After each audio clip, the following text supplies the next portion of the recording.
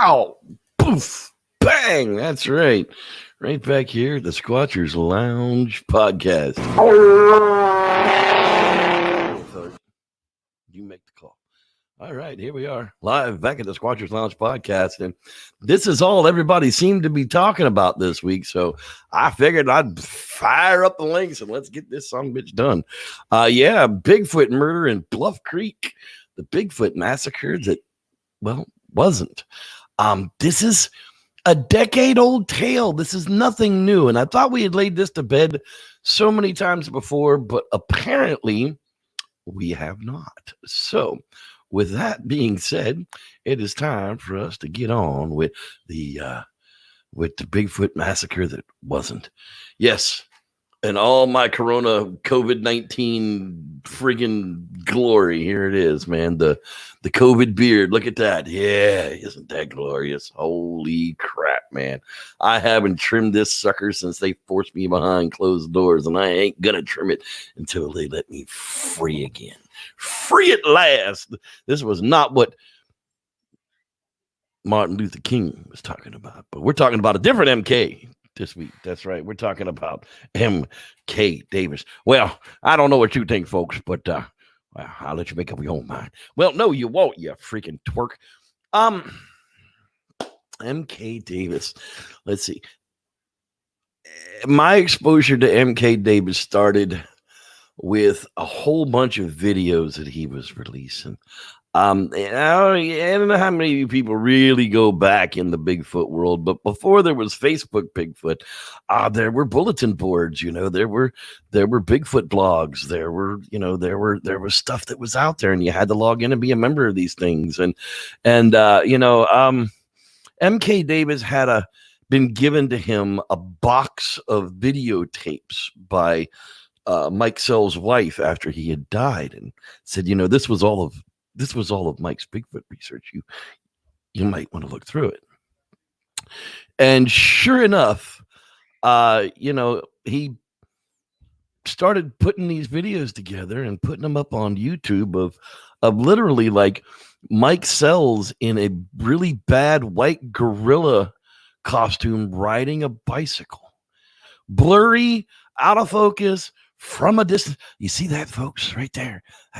That could be a Bigfoot. I don't know about you. I'll let you make up your own mind.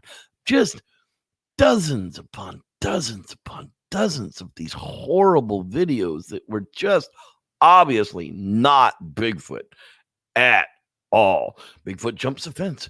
Bigfoot rides a bicycle. Bigfoot does a handstand on the roof and then moons everybody.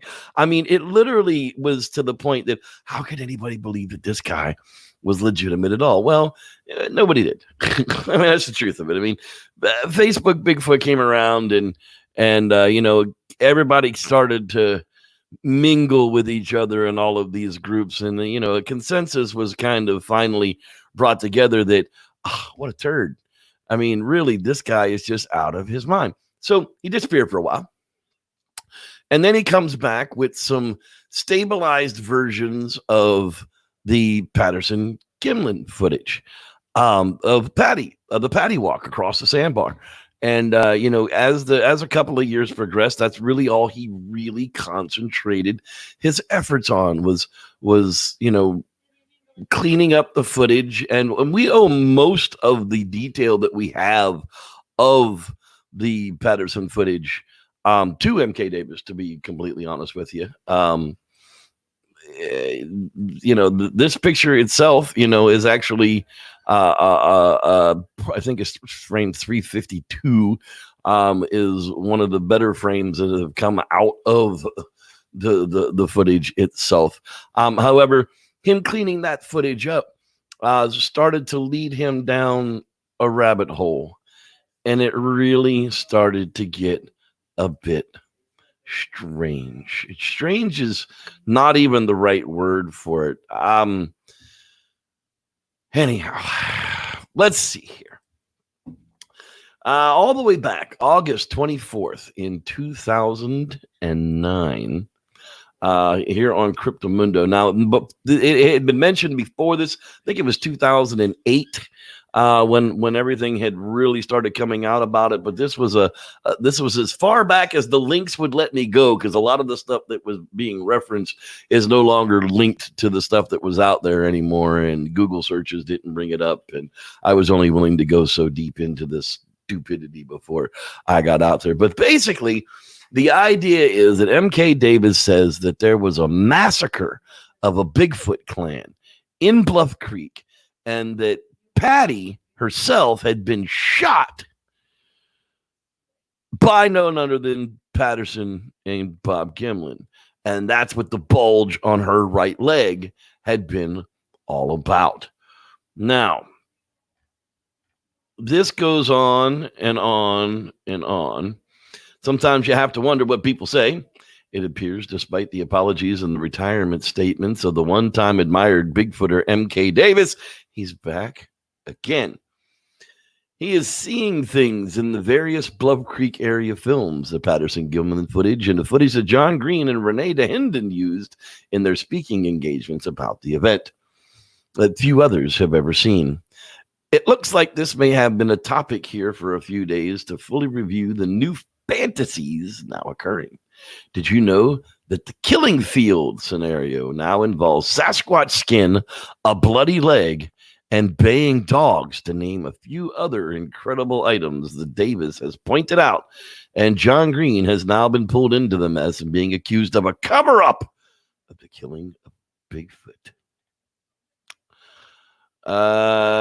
Yeah, the pictures can't be accessed any longer, but a little background.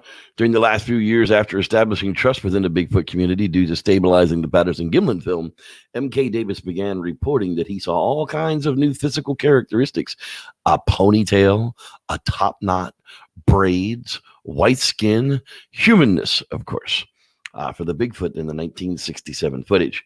As you may recall, the Bigfoot hoax fiasco, the early Bigfoot story of 2008, was of MK Davis's Bluff Creek Massacre theory. Davis, with the support of a small group of true believers, felt that Roger Patterson and Bob Gimlim were involved in a massive cover-up in which the groups of men gunned down a tribe of Bigfoot late in October 1967. The famed October 27, 1967 Patterson Gimlim Bigfoot footage, according to Davis, is merely the deceptive end result of the killing fields. During the spring of 2008, MK Davis shared what he was thinking was the greater Bigfoot community in Ohio at Don Keating's conference with individuals at a publicly held small gathering. He felt that Patty, the nickname given to the Bigfoot famed in the film October 27, 1967, was part of a massacre. Those individuals in that meeting carried the information to a wider audience, and the chatter got louder.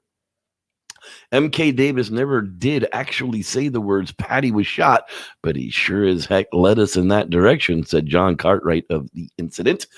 People there reported that Davis speculated that Patty was shot twice, alleged by Robert Gimlim himself, the murderous pig, who was steadfastly maintained he merely stood guard with his rifle.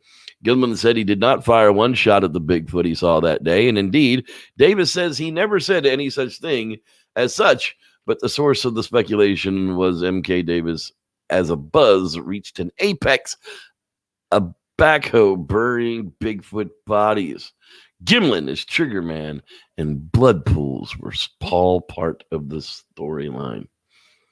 Rapidly, the theory was unfolding. An exclusive, lengthy statement from someone who has been involved from the beginning with MK Davis regarding the supposed killings came from a filmmaker. Absolute nonsense.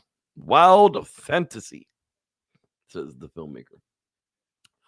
The reaction was swift, and after some miscues, such as Florida David's associate, who attempted to get the wrong county in the start of the investigation, the massacre speculation seemed to be backfiring. Finally, Davis said that he was through with it all, including, indeed, MK Davis had retired from the Bigfoot field before in 2007, but in 2008 he said he was through. But like Brett Favre, you can't believe everything you hear from some people. After stirring up many people and throwing the whole status of the Patterson Gimlim film into doubt, Davis sent the following message, which was published in Cryptomundo. I have ceased all public scrutiny of this film.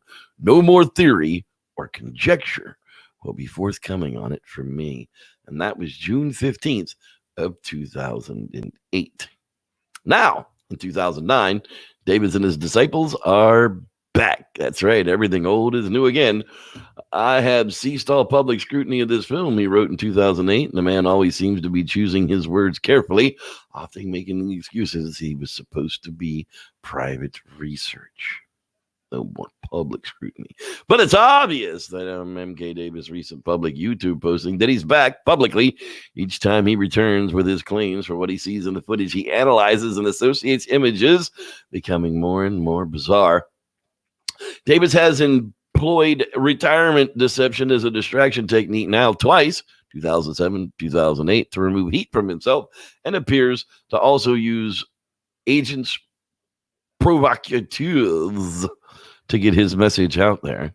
This pattern now has occurred so often since we're into the third episode of the MK Davis stirring up the field thusly. A quote from an old intelligence agent who wrote spy novels seems appropriate. Once is happenstance, twice is coincidence, 3 times is an enemy attack.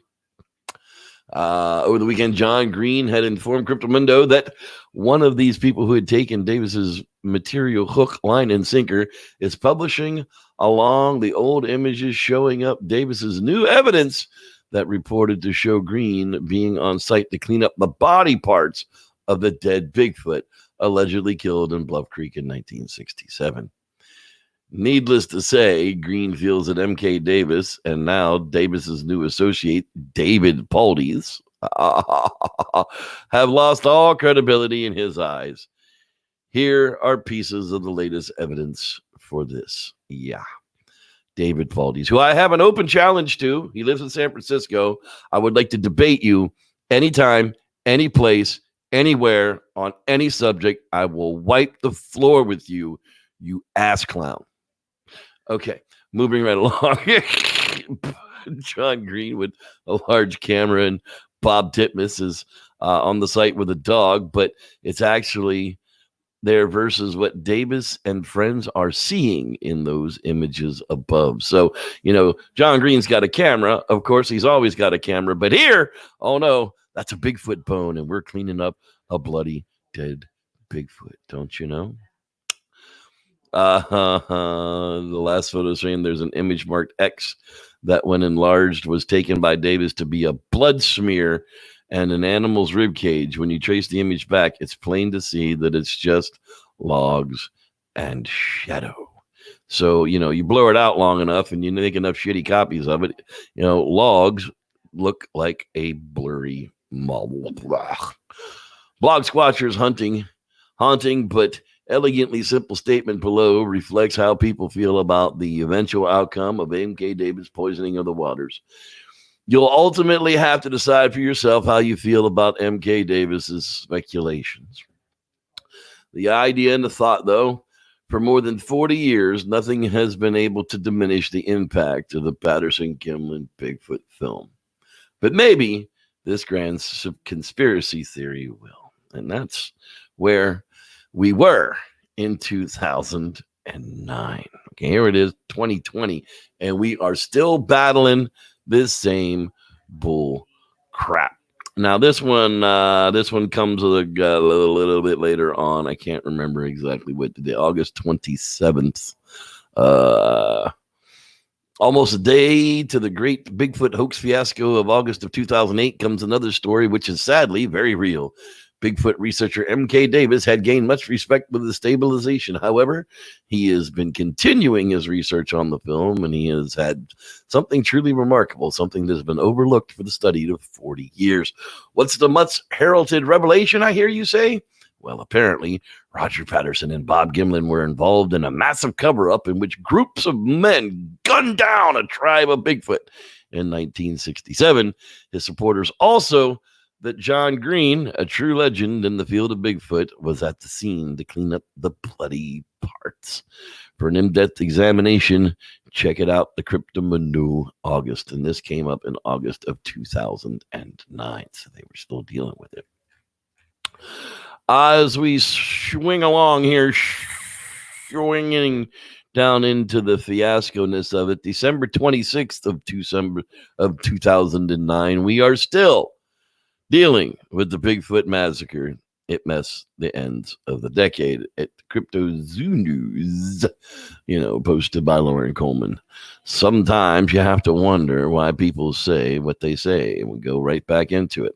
Now, they've recently, the Bigfoot blog, Stephen Schubert, had an open letter to David Pauldys, of course. We interviewed David Pauldys earlier, hoping to get him to open up on some of the more controversial issues he has raised and surrounded his attitude and public behavior in written statements. However, he declared he'd only talk about non-controversial things. Of course he did. All right. Well, it's a good point to let us take a quick break and let us get reacquainted with Mr. Dean Cooper, a quasi scientist.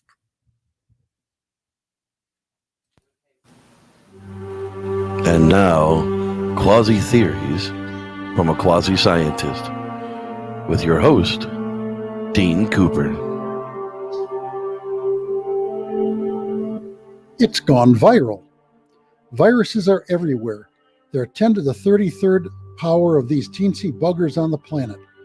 Just the weight of those in the ocean equals 75 million blue whales. They're in your gut tract, in dirt, in food. They're even on the fringes of space, way high up in the atmosphere. Most viruses are not pathogens. We don't even know what the hell most viruses do, other than that they exist.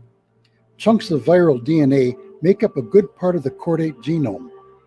All of us creatures with anything like a backbone are chordates. This viral DNA in us is pretty much from viruses called retroviruses. They get in a cell and hijack the DNA, sticking their little genome into the DNA of the host cell to make the host cell crank out more of the virus when the cell does its usual business. Now, retroviruses are messy little buggers when it comes to reproducing themselves. When a new little retrovirus pops out, it frequently has a bit of the host DNA as part of its genome, which then gets jammed into the DNA of a new host. The interesting part of the show happens when the retrovirus attacks an egg or a sperm cell, and the egg or a sperm cell gets lucky. And I do mean in the naughty nudge, nudge, wink, wink, say no more kind of lucky. The newly formed chordate progeny now has some of whatever that virus has been in before stuck into it, which can be made more interesting if that virus has gone and jumped species, like from pigs to birds to humans to, well, you get my drift, genetic drift. Important things are known to have come from such retroviral shenanigans. Things like how placentas form during pregnancy in different mammals, where similar things occur, but were caused by chunks of DNA inserted by different retroviruses in different species of mammals. Geneticists and microbiologists are really just beginning to look into this. Here's where I go all quasi on the subject.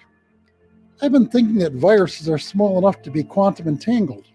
That is, you can produce a state in a group of them such that if you tickle one of them, the others will start giggling too. What you do to one of them happens to the other ones as well. I therefore Googled it and found out that I'm not the only one who thinks so. There are scientists actually doing research, real experiments on the hypothesis and there's evidence that it really happens. Now, if viruses are a major force driving evolution, and they apparently are, and they can be quantum entangled, which they apparently can, and quantum entanglement works through a higher order reality or dimension, which is what theoretical physics currently thinks, is there a higher order intelligence or intelligences doing some of that quantum linking? When I look at evolutionary history, I see life going from exceedingly simple organisms to more complex ones, to a highly complex, highly interdependent system, which is the opposite of what the theory of entropy says should happen. And by higher order intelligences, I do not mean ancient aliens. This has been Dean Cooper, quasi-scientist, enlightening you with my quasi-theory of the week. You may read the text of this on my blog at bydean.com. That's BHAIDIN.com. He's not saying it was alien, but it was aliens.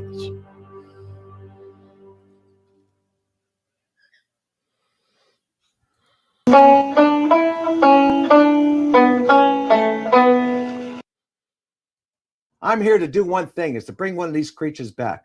I don't want to talk right now. So don't get mad. Just keep the camera off right now, okay? I said I don't want to talk. You got it? Joan, get me a Snapple. Oh, but Tom, we can't get you a Snapple because I don't think those are essential. All right, let us give out a roll call here tonight. See who's hanging out in the live hangouts with our craziness tonight. I see that there's Miss Katie Ertz is out there. I'm sure Thomas is checking in, or will check in a little later. I missed some people that was above that, but I'm only holding so many. So Andrew, I don't know what your last name was, but if you're still out there, hi. Shane Barber, how you doing there, champ? Squatchman, Double Lock, BGFT, what up?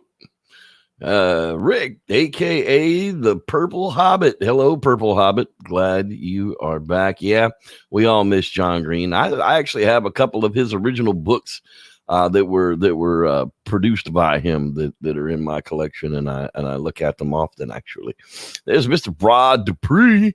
He's always in the place to be. That's right. Essential personnel only. That's every single one of you people. You're all essential to me. Claudio Tonin. Hello there, Claudio.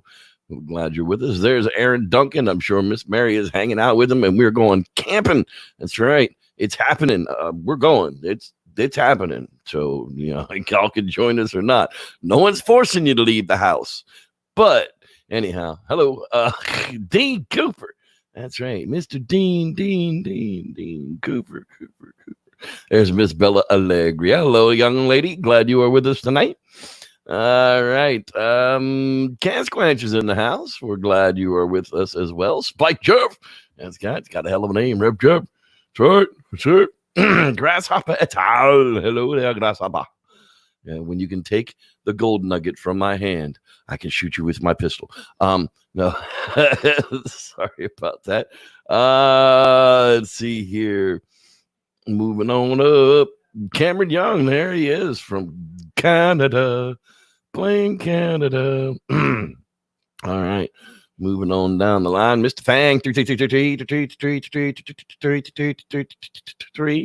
He's out there. Yeah, I do stutter, so sometimes I get stuck on the threes. Let's see here. Yeah, you're listening to a dyslexic stuttering genius. My life sucks. Killing time. Well, this is a perfect place for you to be if you're killing time. That is what I'm talking about. Christy, the sci-fi gal. Hello there, Miss Christy. Glad you're back with us as well. All right, moving on down the line here, some more. Lisa Marie. Are you related to Elvis? Because, anyhow. Hi, glad you're there, Lisa Marie. Chris Spencer. That's right. Hello, Chris Spencer. Glad you're with us as well. Of the Toutle River Valley Skookum. It's another name for grassman, Bigfoot, Gollywomper, Holler Yeller. Yeah, you ain't heard of the Holler Yeller? Then y'all hang on for the book, because the Holler Yeller, that's a heck of a story. I promise you. Let's see here. Gone trapping. Kenneth the Viking. He's in the house as well. Let's see here. Frank Schmirth. What's up, Frank? Oh God, I'm trying to. Okay, I think we're there. We're going to move on down. Richard Barfeld. Hello there, Mr. Barfeld. Glad you are with us. Is it Richie? I don't know. I always want to call somebody Richie. I'm sure my old pal Wes is hanging out there, as well as Collier Wilmus is, I'm sure, floating around out there, as well as Mr. Kentucky Chris. Hey, what's happening, y'all? My son Sean, I'm sure we'll check it out later on when he gets the opportunity. All right. I'm so glad everybody is here.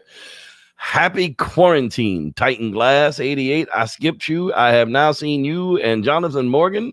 I don't know why I didn't see y'all before, but I caught myself. I'm pretty sure I said Kenneth Squanch, but I'm going to make sure that I cover it. Okay. Let's see here. Moving on down around. The Reverend Matthew Gaines finally gets in. Hello, Reverend. What's that? 5 of us in here now? It's me, you, Rodney, Dean. Who else is a Reverend in here? Heather G. Hey, missed you too somehow. Man, this stupid thing must scroll the wrong way too fast sometimes. So we'll check back and make sure that we didn't miss anybody. Oh, the Reverend Tim McCune. Hello there, sir. Glad you are with us as well. All right, back to the topic at hand. Look at that, man. We're so glad you're feeling better, Dean, especially to see you in the hangout. All right, so if you wanted to, the Wednesday, October 17th, 2018 is when it all started to rear its ugly head once again. Almost 10 years later, here we are, Wednesday, the podcast called Dead Rabbit. Now, I never actually listened to this crap because, of course, it had already been all debunked that it was done. There wasn't any need to go over it.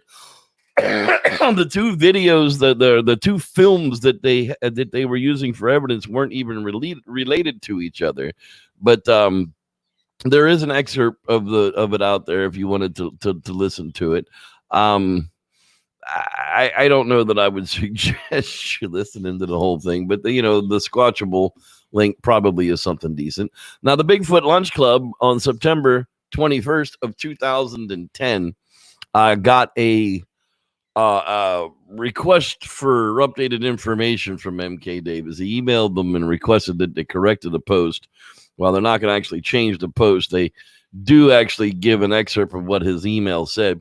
He says, on your comment that I've theorized that Roger Patterson and Bob Gimlim shot a Bigfoot at Bluff Creek, this is absolutely untrue.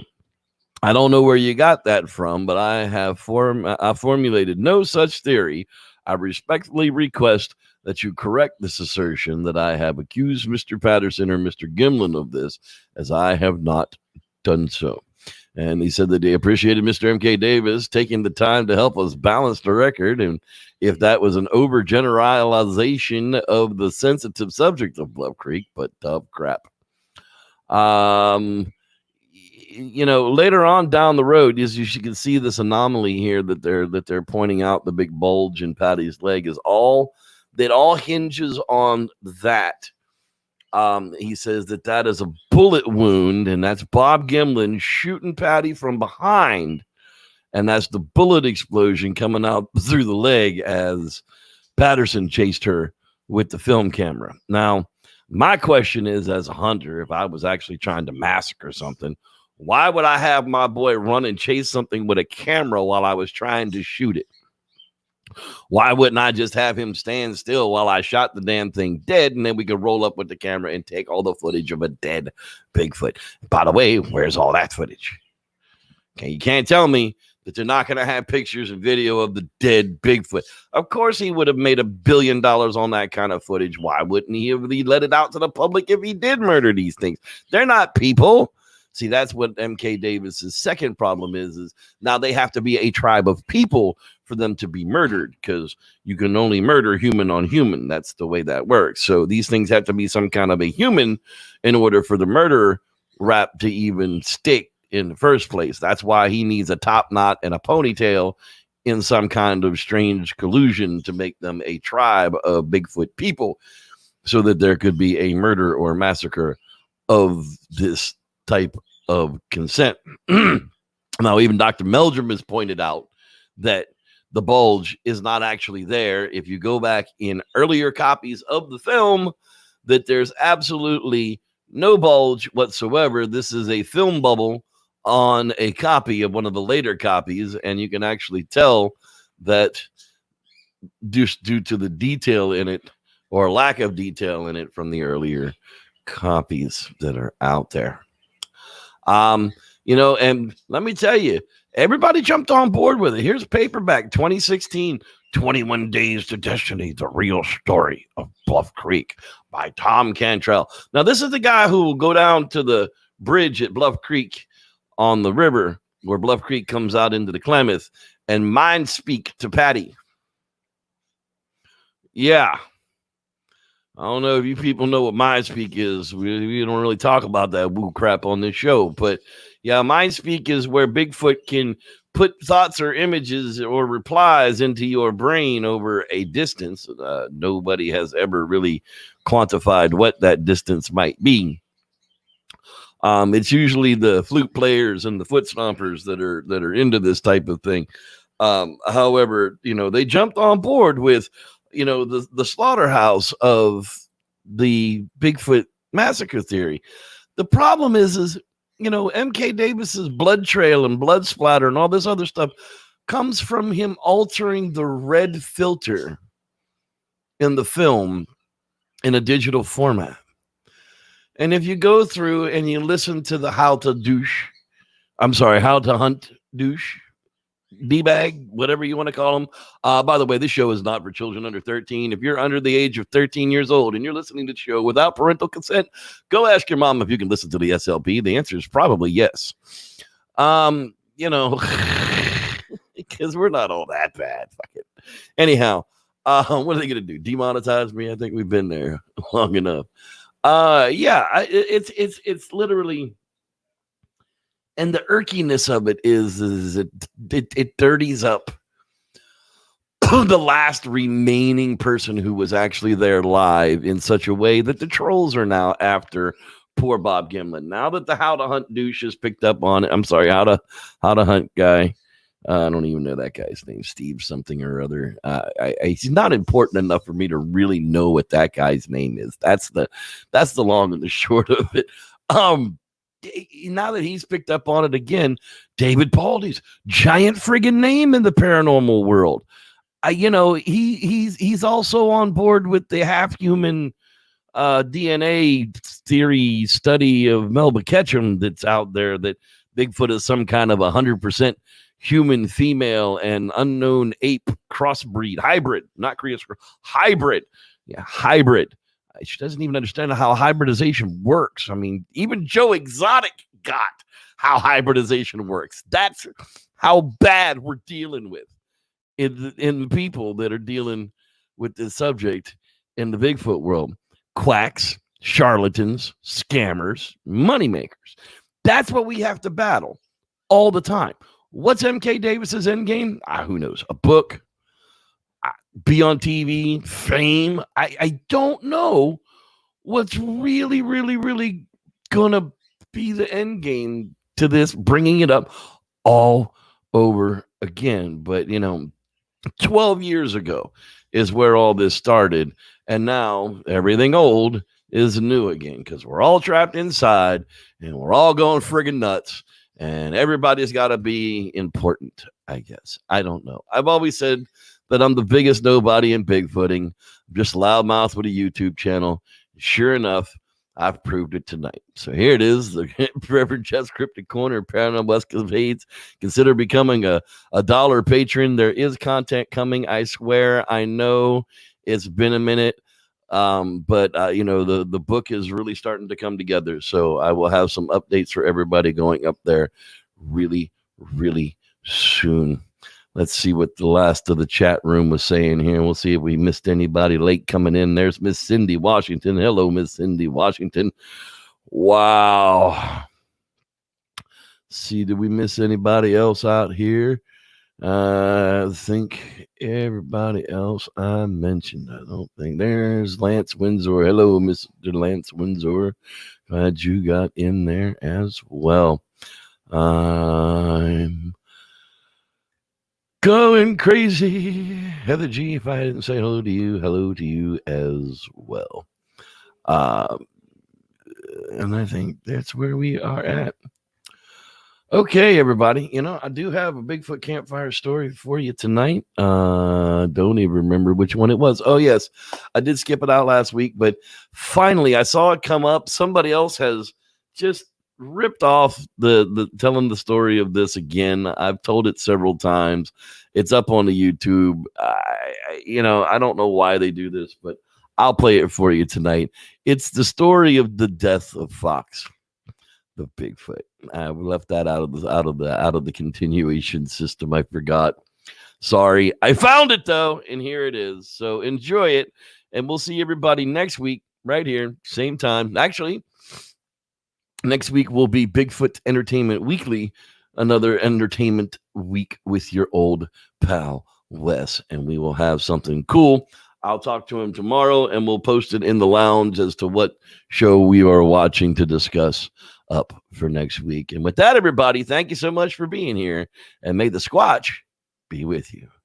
Welcome to another episode of Real Bigfoot Encounters with Reverend Jeff. This week's story is the epic tale of Fox the Sasquatch. Some time ago, a lady living near the Great Smoky Mountains in Tennessee grabbed some attention with the story of growing up on a farm with a family of Bigfoot nearby. Janice, we'll call her for now.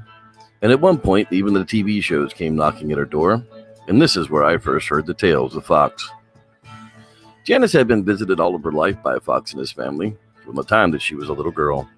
When Fox himself was a baby, Janice's father saved Fox from death, and their relationship began.